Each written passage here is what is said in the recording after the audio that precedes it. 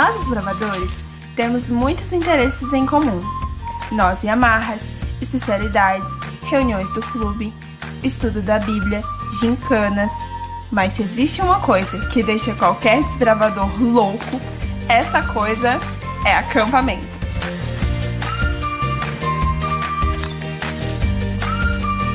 Olha, se você já foi em algum acampamento, você com certeza sabe do que eu tô falando. O contato com a natureza, as atividades, o café da manhã, as brincadeiras, as cozinhas ao ar livre, as horas de lazer, as meditações logo de manhã, as trilhas, os ralas. Ai, a gente se sente tão vivo, nem dá vontade de ir pra casa. Mas se você nunca foi em um acampamento, aguenta aí, sua hora vai chegar. O melhor de tudo é que os acampamentos e pernoites nos permitem estar em contato com a natureza e com Deus. E é uma oportunidade para meditarmos na grandiosidade dele. Tudo que existe na natureza é prova do seu imenso amor. As árvores, os rios, as flores, as montanhas, os bichinhos, os insetos. Falando em insetos, eu tenho uma confissão para te fazer.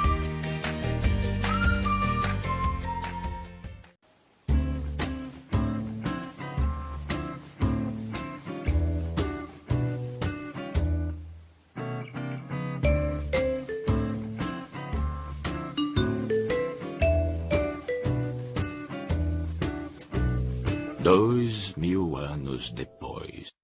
Bom, o que eu tenho pra falar pra vocês é que É que assim, eu relutei muito, sabe? Pra decidir o país, porque isso é muito assim. Como que eu posso dizer? É um tanto vergonhoso, um tanto constrangedor, sabe? E vocês podem usar isso contra mim, né? Chega de enrolação. O que eu tenho pra falar pra vocês é que eu tenho medo. Eu tenho medo de todos os insetos que existem. Mas, assim, como alguém que tem direito, né, a se defender, eu gostaria de dizer pra vocês por que eu tenho medo de insetos. É porque um desbravador que ele é esperto, ele não vai ficar pegando todo tipo de bicho na mão, né? Porque ele sabe que alguns insetos, eles picam, eles mordem. Inseto morde? Tá, enfim, né? Ele não vai ficar fazendo isso porque ele sabe que tem insetos que são venenosos. E como eu não sei qual inseto vai me morder, qual inseto é venenoso, eu não pego nenhum. É verdade. Quer dizer, às vezes não. O parasitismo é um dos segmentos da ecologia que estudam os parasitas, que são nada mais, nada menos do que organismos vivos que se aproveitam de outros organismos sem beneficiá-los. Um exemplo muito prático disso é Pulgas, piolhos, carrapatos, trepadeiras, vermes e muitos outros. empolgante. Geralmente em acampamentos a gente encontra um desses bichos por aí. Há algum tempo foi descoberto uma espécie de um verme que ele se instala no cérebro de peixes. E quando isso acontece, o verme começa a agir no cérebro do peixe de modo que ele vai para a superfície da água e começa a se debater como se ele estivesse meio louco, sabe? Só que isso acaba atraindo a atenção de algumas aves que estão ali por perto. E o peixe rapidamente é levado pela ave. Só que a ação do verme, ela não termina dentro do peixe. Quando a ave pega o peixe, o vermezinho vai pra dentro da ave. E morreu. Existe um fungo na natureza que ele tem uma ação alucinógena nas formigas. Elas são conhecidas como formigas zumbis. Tá, mas por que ela é conhecida assim? Porque logo que ela entra em contato com esse fungo, ela começa a ter umas ações meio estranhas. A mandíbula dela começa a travar e ela não consegue executar as suas tarefas dentro da colônia de forma correta. Por elas não conseguirem executar nenhuma tarefa direito, elas acabam abandonando a colônia. Ao sair da colônia, ela começa a se comportar de forma mais estranha ainda. Por quê? Porque ela começa a cravar a sua mandíbula em alguns pedaços de folhas secas, ou pedaços de folha normal. Só que ali, quando ela crava a mandíbula dela, ela acaba ficando presa. Por quê? Porque logo em seguida ela irá morrer. Logo que ela morrer, ela vai ser um foco. Como assim? O fungos, ele vai ter uma ação no corpo dela e dentro de algumas semanas, ela será o fungo. É por isso que ela é conhecida como formiga zumbi. Mas não precisa se desesperar, tá bom? Porque não são todas as formigas que isso acontece. E também a quantidade de formigas que nasce é suficiente para poder manter aí a espécie, beleza? Não fica triste. Você possivelmente já deve ter percebido que na nossa natureza existe a tal lei da sobrevivência. Algumas vezes eu me perguntei por que uma zebra devia morrer para alimentar, por exemplo, um bando de leões. Infelizmente, com a chegada do pecado no nosso mundo, os animais eles tiveram que se adaptar às novas condições. Com isso a gente pode talvez se perguntar, quando foi que o mal surgiu? Você sabe? A Bíblia nos fala quando é que o mal surgiu. E está expresso em Ezequiel 28, do verso 14 ao 15. E em Isaías, capítulo 14, do verso 12 ao verso 14. Os profetas expressaram nesses textos, na verdade, uma profecia que se dirigia a alguns reis. Mas nós podemos aplicar isso aqui, a história do anjo que se rebelou contra Deus. Lúcifer era um dos primeiros anjos no céu, em importância.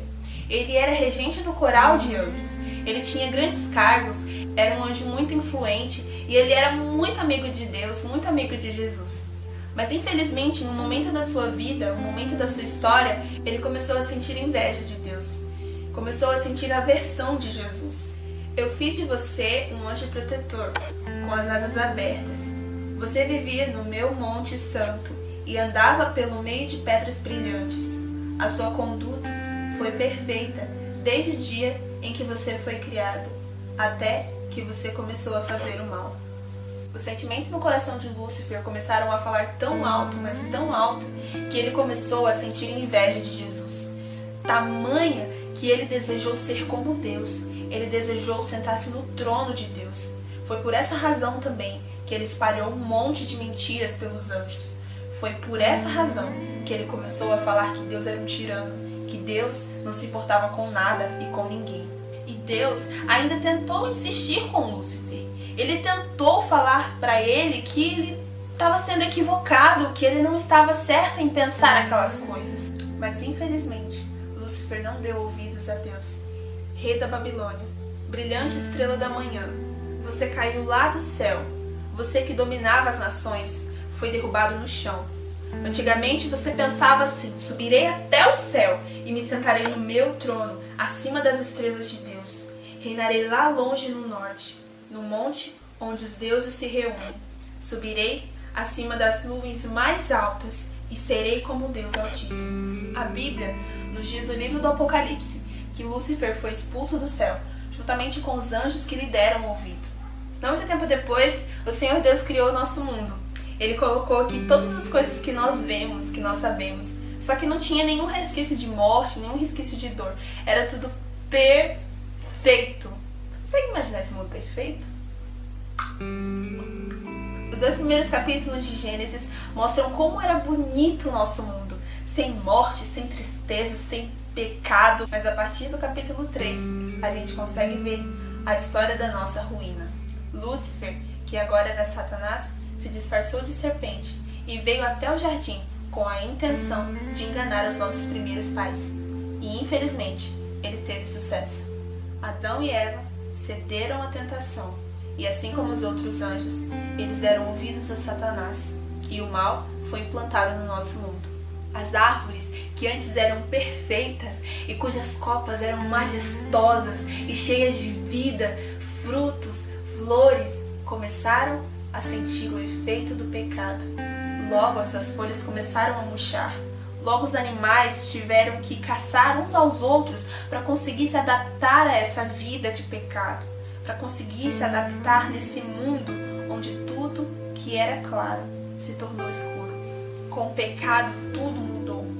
Antes a nossa vida tinha paz e a partir daquele momento nós começamos a sentir dores, nós começamos a ter que suar para conseguir o alimento, nós começamos a perder nossos amigos e parentes, nós começamos a ter doenças, começamos a ver os nossos vizinhos sofrendo, a ver os nossos amigos sofrendo, a perder os nossos entes queridos. E infelizmente, o pecado trouxe mazelas, trouxe dificuldade e trouxe morte para o nosso mundo.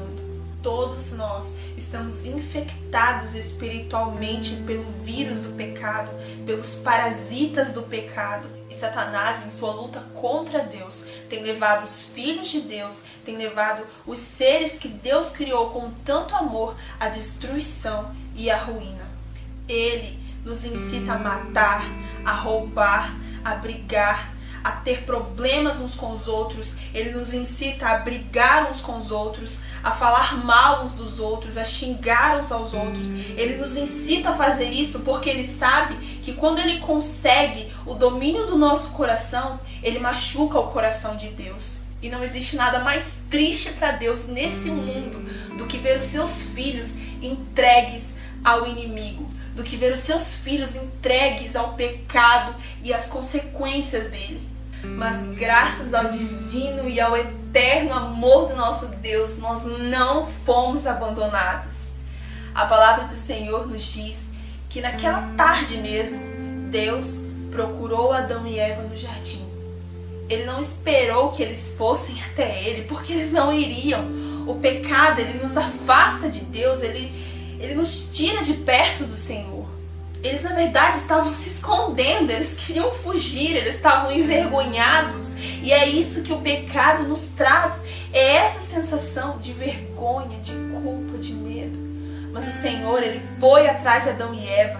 O Senhor, ele não nos deixou órfãos. Ele trouxe a solução para eles naquele dia mesmo. E o Filho de Deus veio para isto, para destruir o que o diabo tem feito. Eu e você não fomos abandonados. Eu e você não fomos deixados órfãos. Jesus, ele se encarregou de nos salvar. Ele se encarregou de destruir as cadeias que Satanás havia criado. Ele se encarregou de trazer a mim e a você a esperança novamente. O nosso Deus já veio a este mundo. Ele já fez o que tinha que ser feito. E nós estamos agora com a decisão nas nossas mãos, a quem nós iremos servir, de que lado nós vamos ficar. E você e eu hoje temos a oportunidade de escolher ficar do lado de Jesus. E a palavra dele nos ensina como nós podemos fazer isso. Você quer ver?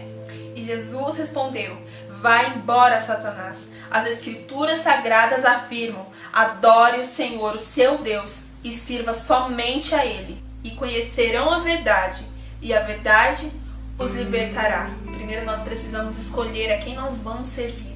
Se é a Deus ou se é o inimigo de Deus.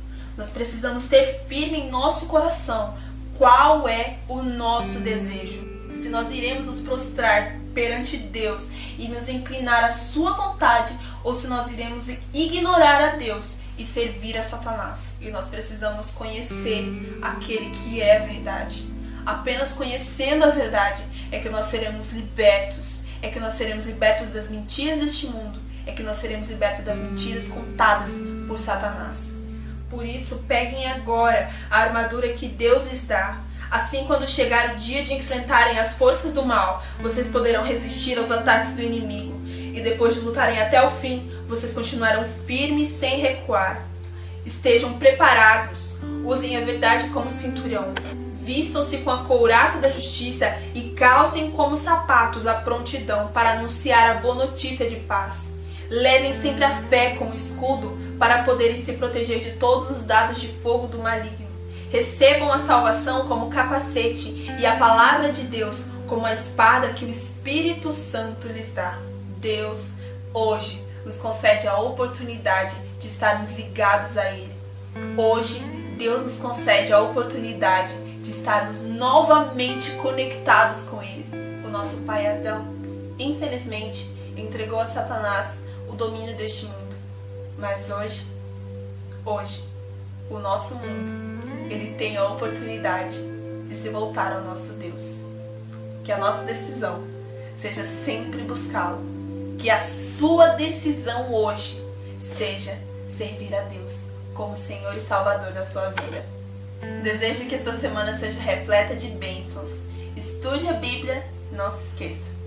Que Deus te abençoe, um grande beijo e até a próxima semana.